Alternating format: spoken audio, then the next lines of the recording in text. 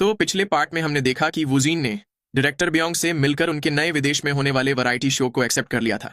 इसके बाद वो डायरेक्टर किम की मूवी में एक्टिंग करने जा पहुंचा, जहां सारे लोग उसकी एक्टिंग देखकर हैरान रह गए।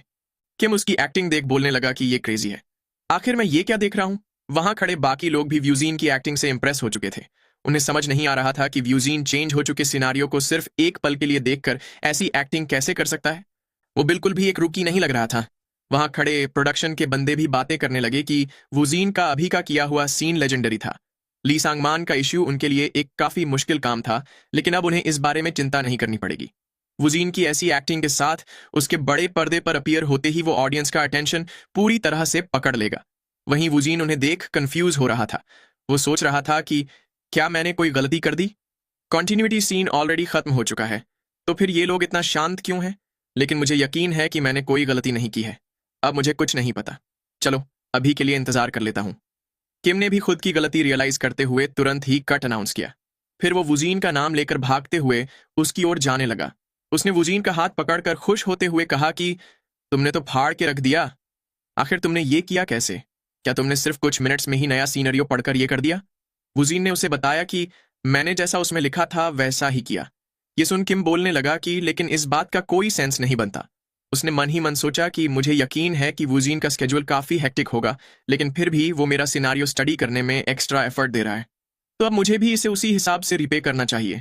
इतना सोच उसने ऊंची आवाज में अनाउंस किया कि तो चलो इस सीन को फिर से करते हैं। इस बार हम कुछ लाइटिंग रिमूव कर देंगे और कैमरा को फ्रंट में फोकस करेंगे। इतना बोल उसने वुजीन को देख सोचा कि इस मॉन्स्टर ने जो ली सांगमान का रोल पुल किया है वो और भी ज्यादा रियलिस्टिकली पोर्ट्रे किया जाएगा। वुजीन ने भी उसे हाँ में जवाब दिया। फिर किम एक्साइटेड होकर बाकियों को भी उनका काम समझाने लगा।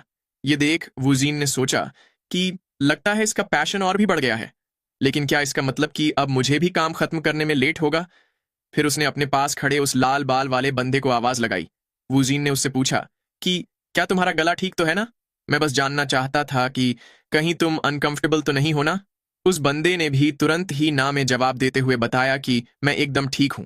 वुजीन ने उससे माफी मांगते हुए कहा कि आगे से मैं इसे जितना हो सके उतना जल्दी निपटाऊंगा और खराब टेक्स नहीं दूंगा।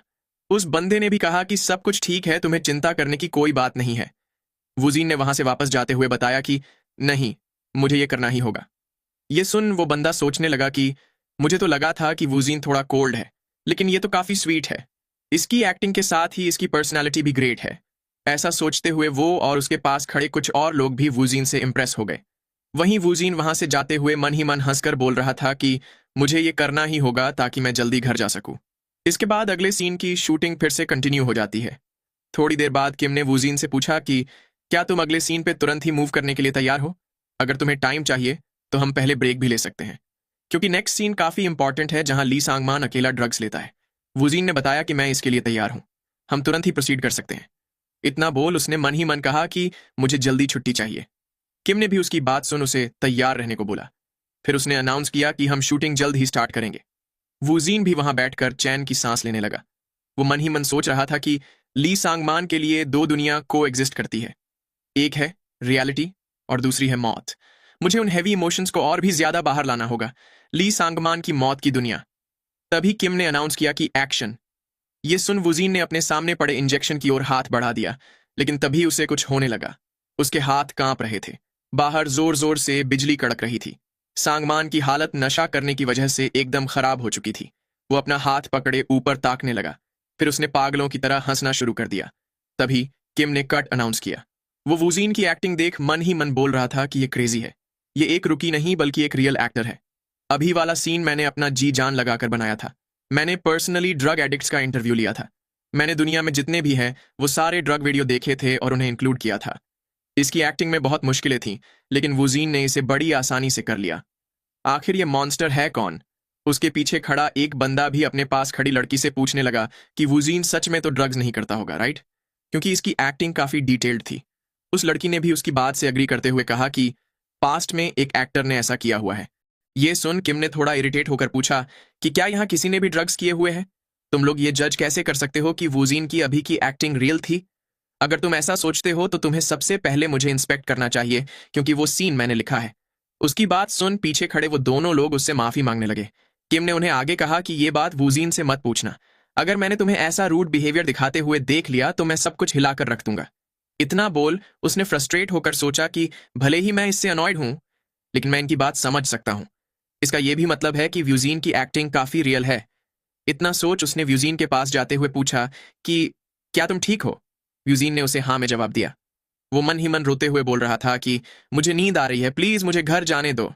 तभी कीम ने मुस्कुराते हुए उससे कहा कि ऐसे इंटेंस सीन के बाद कोई भी थक जाएगा। जाओ और एक ब्रेक लेकर रिकवर कर लो। चलो, सबसे पहले एक सिगरेट पीते हैं। वूजीन ने उसे मना करते हुए बताया कि मैं सिगरेट नहीं पीता। ये सुन किम ने हैरान होकर पूछा कि क्या तुम स्मोकिंग नहीं करते? लेकिन ली सांगमान के तौर पे तो तुम एकदम नेचुरली स्मोक कर रहे थे। वूजीन ने बताया कि मैं एक्टिंग कर रहा था। ये सुन किम हंसते हुए बोलने लगा कि मैं गलत समझ बैठा। उसने मन ही मन सोचा कि लगता है मैं भी उन पहले वाले बंदों से कुछ ज्यादा अलग नहीं हूं। इसके बाद सीन एक एयरपोर्ट पे शिफ्ट होता है। एक औरत वहां खड़ी गाड़ी का दरवाजा खोल रही थी। उसके दरवाजा खोलने पर अंदर बैठा क्योतारो उसे राइटर बुलाते हुए बोलने लगा कि तुम मैंने जितना सोचा था उससे जल्दी आ गई। उस औरत ने भी गाड़ी में बैठते हुए बताया कि ऐसा इसलिए क्योंकि मैं रिपोर्टर से अनकंफर्टेबल होती हूं, इसलिए मैंने प्रेस कॉन्फ्रेंस स्किप कर दी। ये सुन क्योतारो ने हंसते हुए कहा कि एक वर्ल्ड क्लास राइटर को ऐसा नहीं करना चाहिए। उस औरत ने कहा कि तुमने ही मुझे एक शील्ड की तरह यूज किया और देश में सीक्रेटली एंटर हो गए। दरअसल ये औरत वही फेमस ऑथर आकारी ताकिकावा होती है। क्योतारो ने उसकी बात नकारते हुए बताया कि मैं तो बस चाहता था कि तुम्हारा अपीयरेंस स्टैंड आउट करे। ये सुन आकारी ने कहा कि तुम बहुत मीन हो। फिर वो आगे बोलने लगी कि लेकिन तुम्हें उस कोरियन एक्टर को सिनारियो भेजे हुए सिर्फ कुछ ही दिन हुए हैं। क्या तुम्हारा अभी से वापस आ जाना थोड़ा जल्दी नहीं हो जाएगा? क्योतारो ने बताया कि मुझे यहाँ कुछ काम था और मैं वूजीन की यहाँ की सिचुएशन भी देखना चाहता था। ये सुन आकारी ने कहा कि लगता है तुम उससे मिलने के लिए एक्साइटेड हो। क्योतारो ने बताया कि तुम्हें भी उसे मिलकर अच्छा लगेगा। आकारी ने हाँ में जवाब देते हुए कहा कि मैं जरूर मिलूंगी। अगर मैं नहीं मिली तो एक प्रॉब्लम हो जाएगी। तो क्या मैं उस व्यूजीन की एक्टिंग देख सकती हूँ? क्योतारो ने बताया कि हाँ बिल्कुल, तुम उसे होटल की टीवी पे देख सकती हो। आकारी ने उसे मना करते हुए बताया कि मैं खुद से देखना चाहती हूँ। क्या ये पॉसिबल है?